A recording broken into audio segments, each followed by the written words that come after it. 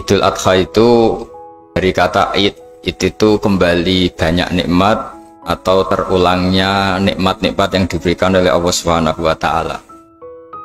Kemudian Al-Adha ini banyak yang mengatakan terkait dengan ibadah penyembelihan kurban, disebut Idul Adha atau Idul Kurban. Saya cerita sedikit tentang sejarah Idul Adha.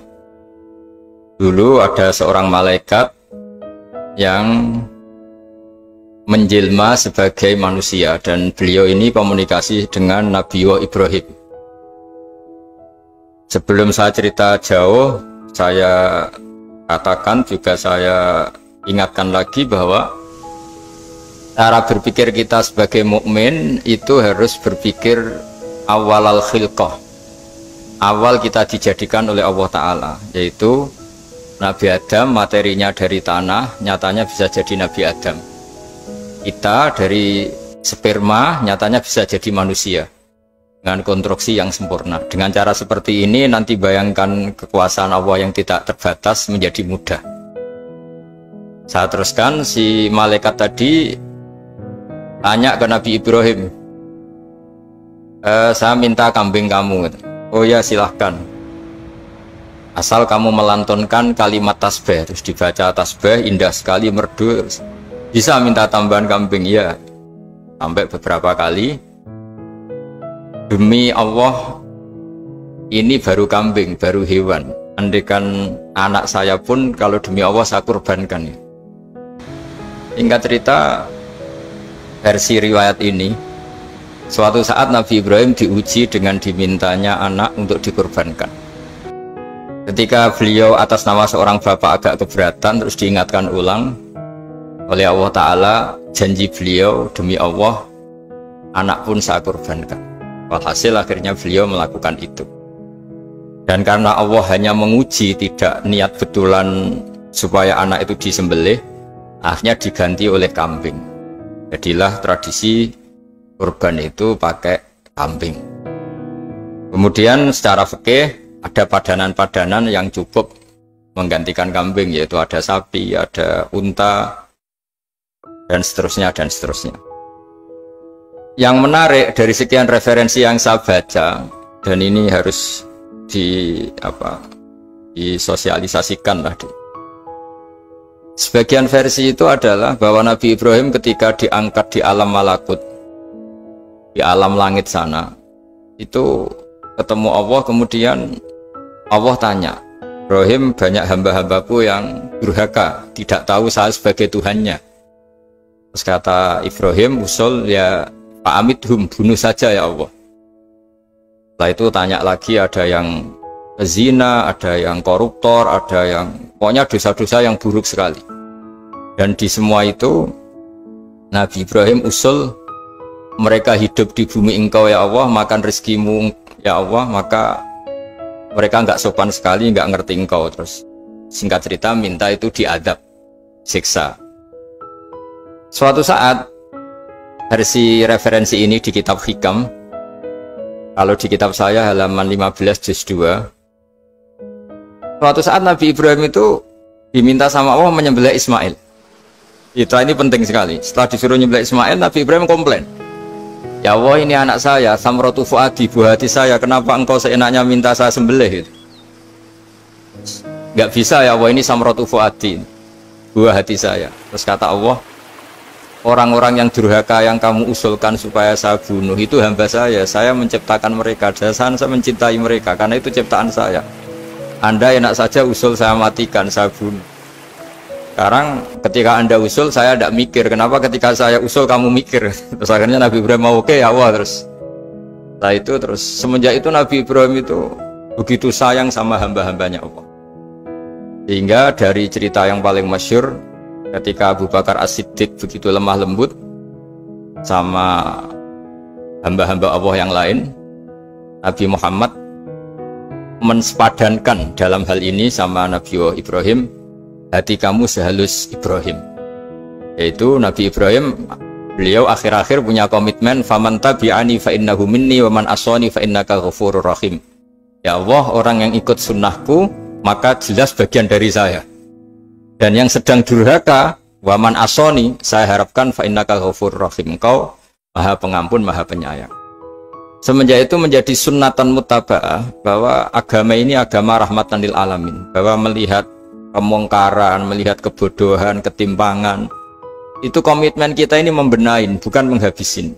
Melihat kesalahan, komitmen kita ini in uridu ilal islaha mastata'tu, komitmen kita ini ingin lebih baik, bukan mengacaukan dunia ini.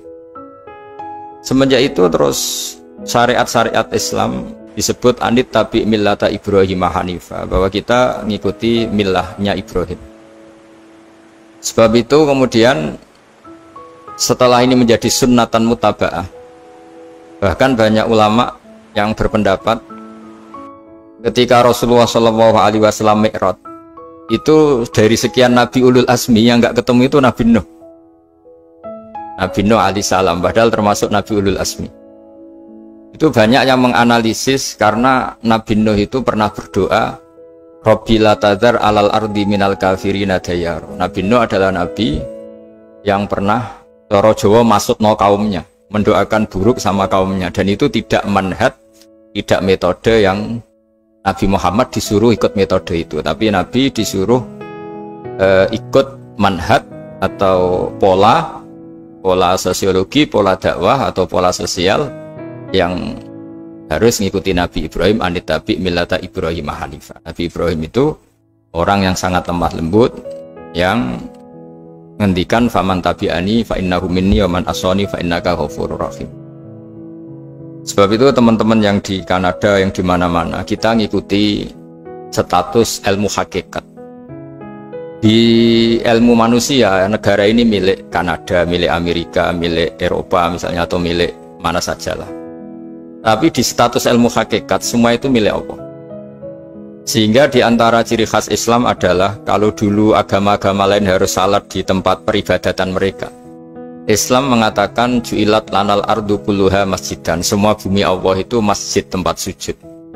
Sehingga orang Islam fa'enama adrokatu sholat, kamu kapan saja ketemu waktu sholat, ya sholat, semua bumi Allah itu tempat sujud.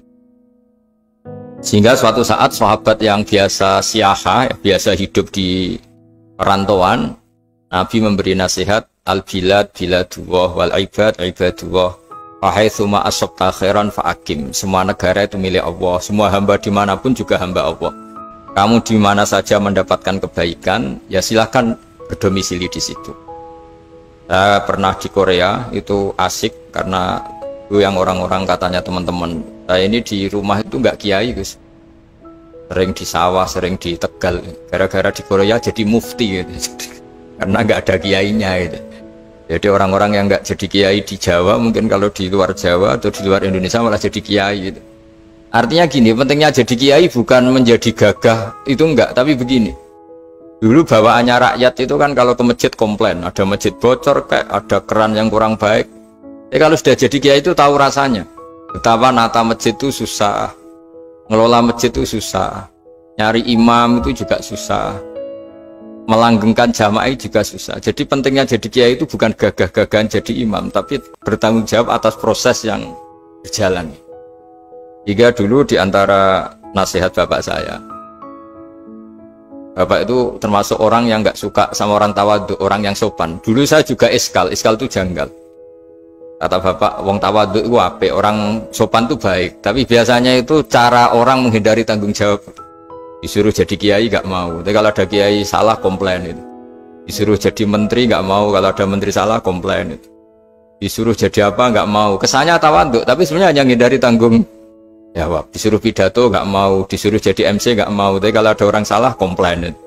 Jika kata bapak tawadhu itu baik, asal tawadhu betul itu. Tapi kebanyakan nggak, tawadhu itu menghindari tanggung jawab sambil cari salahnya orang lain. Nah ini yang tawadhu yang akhirnya kurang baik. Nah teruskan, jadi Nabi Ibrahim ini panutan yang luar biasa. Beliau adalah orang yang alami sekian proses sosial yang akhirnya diakui sebagai Khalilur Rahman, orang yang sangat dicintai Allah Ta'ala. Di antara sebab dicintainya Nabi Ibrahim adalah seperti yang dialami Nabi Adam. Nabi Adam ketika turun di bumi, itu keresahan pertama itu bukan karena kurang makanan atau kurang minuman, itu enggak. Beliau turun di bumi, mendapati bangsa yang lain, kalau dalam kitab disebut Banul Jan.